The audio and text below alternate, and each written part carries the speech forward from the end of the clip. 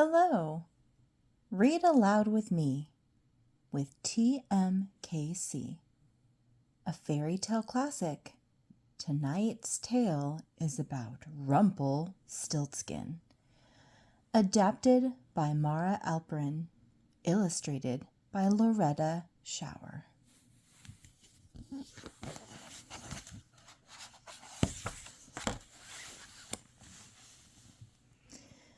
There was once a foolish miller whose pride and joy was his beautiful daughter, Isabel.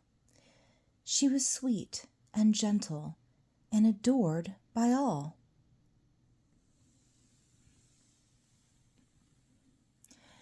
The miller was so proud of Isabel that he boasted about her day after day to anyone who would listen.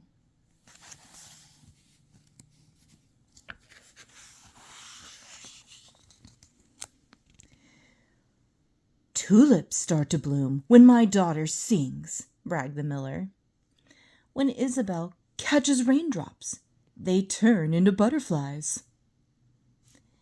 My daughter can even spin straw into gold."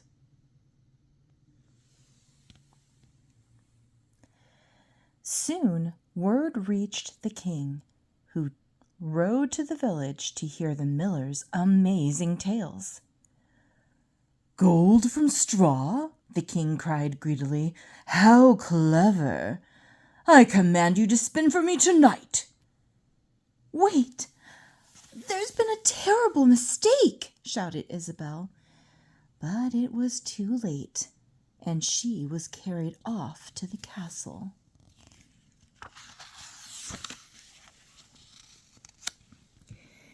There in the highest tower was a small wooden spinning wheel and a mountain of straw. "Spin me my gold," ordered the king, "or I shall throw you into the royal dungeons."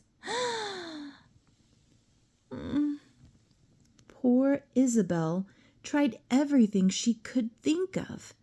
She turned the wheel and she twisted the straw.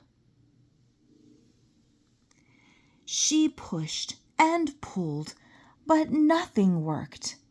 And as the stars began to twinkle, Isabel started to cry. "If only there was someone who could help me," she wept.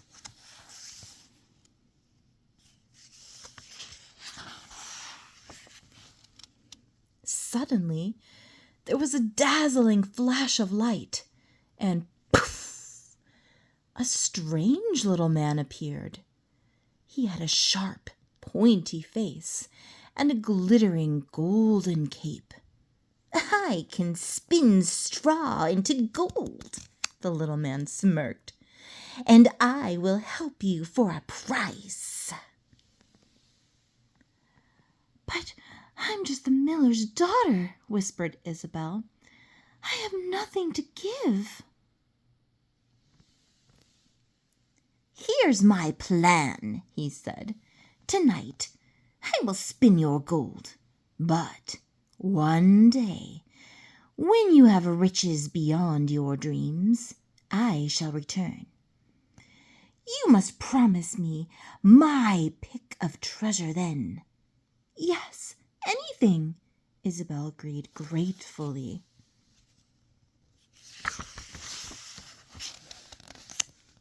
So the little man sat down at the wheel. Whirr, whirr, around it spun, making coins and crowns and trinkets and trophies, until the room glittered with gold. "You saved me," sighed Isabel. "How will I ever repay you?" "Just don't forget your promise," he laughed. The little man. And with that he vanished. In the morning the king returned. He was delighted. "What glorious gold!" he cheered. "You truly are a wonderful girl. You must come and live in my castle. I'd like you to meet my son, Prince Herbert."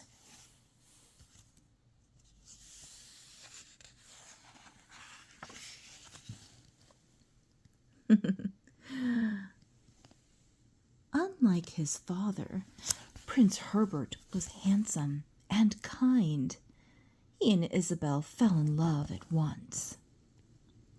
And soon wedding bells rang out across the land.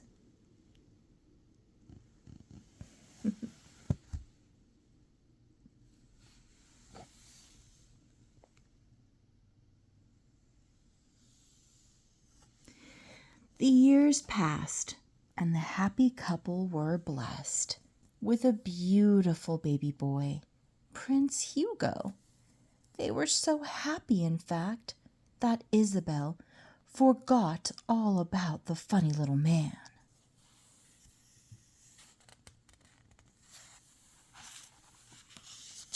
Until one stormy night, as the lightning flashed, poof, the little man appeared again. "It's me, my pretty one," he cackled.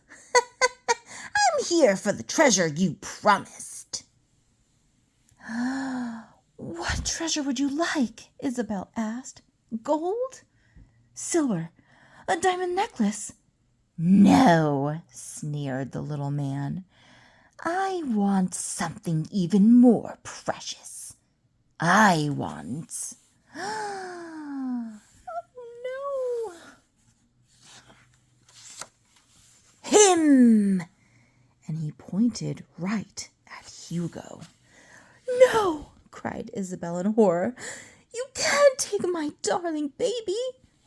"Very well," little man purred. "Then how about a game? If you can guess my name before 3 nights have passed, you can keep your baby."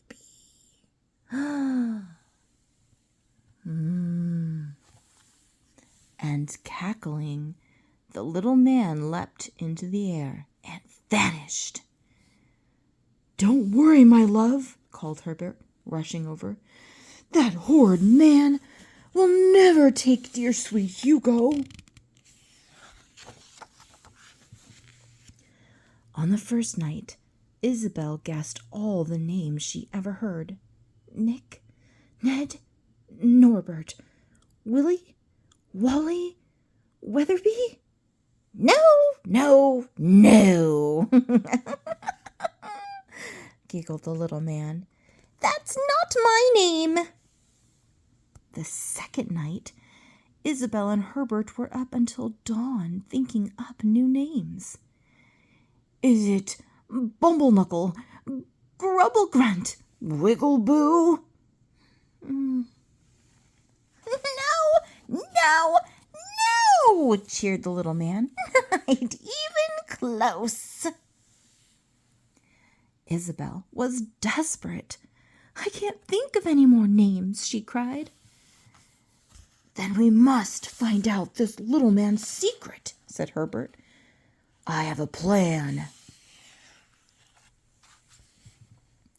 So the next morning, Herbert set out to search for the little man. He rode through the village, over the hills, and deep into the forest.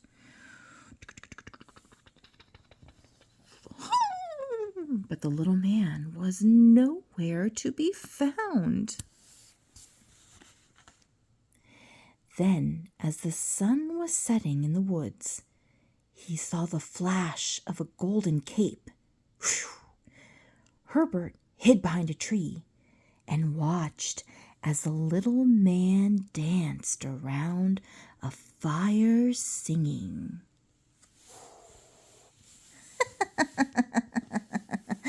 "The queen will never win this game. Rumpelstiltskin is my name." "That's it," Herbert whispered, and he rushed back to tell Isabel.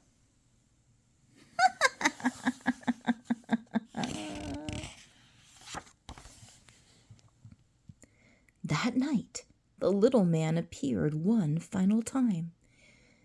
"This is your last chance, my pretty one." Let me think," said Isabel. She frowned and scratched her head. "Could it be Rumpelstiltskin?" "Doom and darkness! How did you guess?" he shrieked. Rumpelstiltskin. And he howled, and he growled, and he stomped, and he stamped.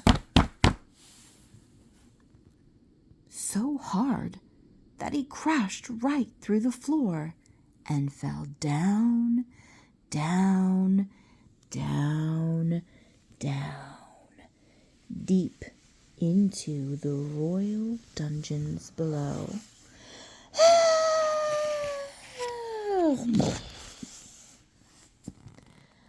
Rumpelstiltskin was never seen in the kingdom ever again. Hugo grew up to be the gentle and kind and adored by all, just like his mother and father. And so they all lived happily ever after.